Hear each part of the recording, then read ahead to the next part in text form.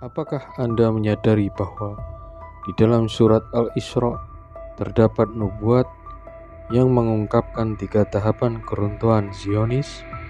Bayangkan, sebuah kabar dari kitab suci yang begitu akurat mencatat bagaimana sebuah kekuatan besar akan runtuh secara bertahap. Bagaimana mungkin sebuah pesan yang disampaikan ribuan tahun yang lalu tetap relevan dengan kejadian-kejadian yang kita saksikan saat ini? Assalamualaikum warahmatullahi wabarakatuh. Sobat Kolbutub, tetaplah bersama kami, karena kebenaran yang akan terungkap mungkin akan membuat Anda terkejut. Surat Al-Isra dalam Al-Quran memberikan panduan yang mendalam mengenai 3 tahapan keruntuhan Zionis. Sebuah proses yang telah dinubuatkan akan terjadi dalam sejarah. Panduan ini bukan hanya bersifat spiritual, tetapi juga menggambarkan dinamika sosial, politik, dan bahkan militer yang tetap relevan hingga hari ini. Tahapan pertama dari keruntuhan ini diawali dengan penyimpangan Bani Israel dari ajaran yang benar. Allah berfirman bahwa jika Bani Israel melakukan kebaikan, maka kebaikan itu akan kembali kepada mereka sendiri. Namun, jika mereka melakukan kejahatan, maka kejahatan itu juga akan kembali kepada mereka sendiri. Ini adalah prinsip dasar yang menekankan bahwa setiap tindakan memiliki konsekuensi. Dalam sejarah, kita melihat bagaimana Bani Israel beberapa kali menyimpang dari jalan kebenaran. Salah satu momen krusial adalah ketika mereka menyembah patung anak sapi setelah Nabi Musa meninggalkan mereka untuk menerima wahyu di Gunung Sinai. Meskipun telah diperingatkan, mereka tetap melanggar ajaran tauhid yang diajarkan oleh Musa. Sebagai akibatnya, Allah menjatuhkan hukuman berat, termasuk penantian selama 40 tahun di padang pasir, di mana mereka dibiarkan tersesat tanpa tujuan. Peristiwa ini menandai dimulainya kemunduran mereka dan menjadi pelajaran bagi umat manusia bahwa penyimpangan dari kebenaran membawa konsekuensi yang berat. Dalam sejarah Yahudi, periode ini dikenal sebagai masa pengembaraan di padang gurun yang dijelaskan dalam kitab Bilangan. Tahapan kedua ditandai dengan peringatan keras dari Allah kepada Bani Israel. Dalam Al-Quran, Allah mengingatkan bahwa jika mereka kembali menyimpang, maka hukuman yang lebih berat akan menimpa mereka. Setelah masa pengembaraan, Bani Israel akhirnya memasuki tanah Kanaan. Tetapi sejarah mencatat bahwa mereka beberapa kali jatuh ke dalam penyembahan berhala dan penindasan terhadap sesama. Pada tahun 586 sebelum Masehi, Babilonia di bawah Raja Nebukadnezar II menyerang Yerusalem, menghancurkan bait suci yang dibangun oleh Raja Salomo atau Nabi Sulaiman, dan membawa orang-orang Yahudi ke dalam pembuangan di Babilonia. Peristiwa ini dikenal sebagai pengasingan Babilonia dan dianggap sebagai hukuman atas dosa-dosa mereka. Ini merupakan contoh bagaimana Allah memberikan peringatan keras, dan ketika tidak diindahkan, hukuman pun datang dalam bentuk kehancuran dan penawanan. Dalam konteks modern, peristiwa ini relevan untuk melihat bagaimana kejahatan yang dilakukan oleh Zionis Israel pada akhirnya akan kembali kepada mereka sendiri. Kita bisa menyaksikan manifestasi dari tahapan ini dalam berbagai peristiwa besar di Timur Tengah, terutama di Gaza dan tepi barat.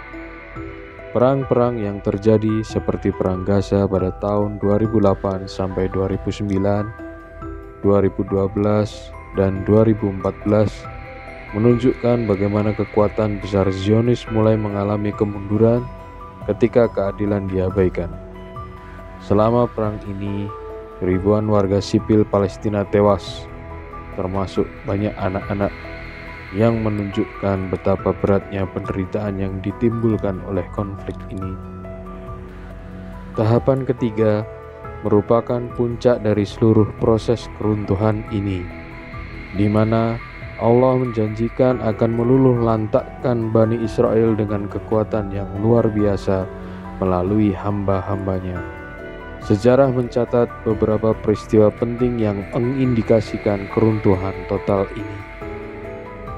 Setelah kembali dari pengasingan Babilonia, Bani Israel membangun kembali bait suci kedua, yang kemudian dihancurkan oleh Romawi pada tahun 70 Masehi. Penghancuran ini menandai berakhirnya keberadaan Bani Israel sebagai sebuah entitas politik yang berdaulat di tanah suci, dan orang-orang Yahudi sekali lagi tersebar ke seluruh dunia dalam apa yang dikenal sebagai diaspora Yahudi.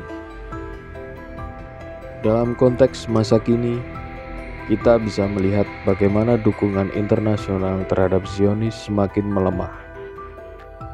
Gerakan boikot, divestasi, dan sanksi atau bisa disebut BDS terhadap Israel telah mendapatkan momentum yang signifikan, menunjukkan bahwa kesadaran global tentang pelanggaran hak asasi manusia yang dilakukan oleh Zionis semakin meningkat.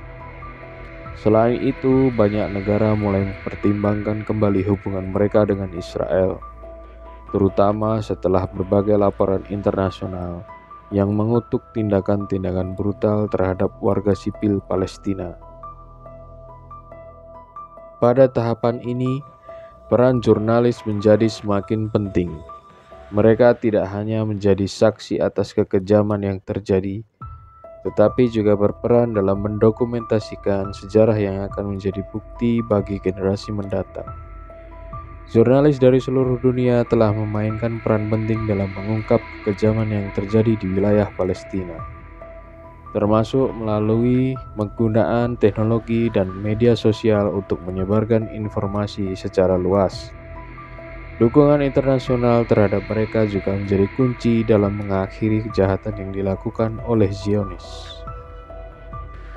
Jurnalis juga memainkan peran penting dalam mendidik masyarakat global mengenai pentingnya keadilan dan kebenaran. Mereka membantu dunia melihat bahwa pelanggaran hak asasi manusia tidak boleh dibiarkan begitu saja, dan bahwa setiap pelanggaran harus dihadapi dengan tanggung jawab moral yang besar. Mereka adalah penjaga sejarah, memastikan bahwa kebenaran tidak akan terlupakan. Kita harus meyakini bahwa janji Allah mengenai keruntuhan Zionis akan terjadi sesuai dengan yang dinubuatkan dalam surat Al-Isra. Peran kita adalah mendukung jurnalis dan pejuang yang berada di garis depan perjuangan ini. Dengan dukungan dari kita semua, mereka dapat terus mengungkap keburukan Zionis. Mari kita dukung para jurnalis yang berjuang untuk mengungkap kebenaran tentang Zionis. Dukungan kita, baik dalam bentuk moral, finansial, ataupun dengan menyebarkan informasi yang mereka ungkapkan, sangat berarti. Kita harus memastikan bahwa suara-suara kebenaran tidak dibungkam oleh kekuatan yang ingin menyembunyikan kebenaran tersebut. Kita harus berdiri bersama para jurnalis dalam perjuangan mereka untuk keadilan dan kebenaran. Dengan langkah-langkah ini, kita dapat memainkan peran kita dalam mendukung perjuangan untuk keadilan dan kebenaran. Kita bisa menjadi bagian dari upaya global untuk mengakhiri pelanggaran hak asasi manusia dan menegakkan keadilan sesuai dengan janji Allah dalam surat Al-Isra. Sobat Kolbutug, terima kasih telah menyaksikan video ini. Jika Anda merasa konten ini bermanfaat dan membuka wawasan, jangan lupa untuk memberikan komentar di bawah, like video ini, dan subscribe channel kami, Kolbutug. agar Anda tidak ketinggalan update terbaru dari kami.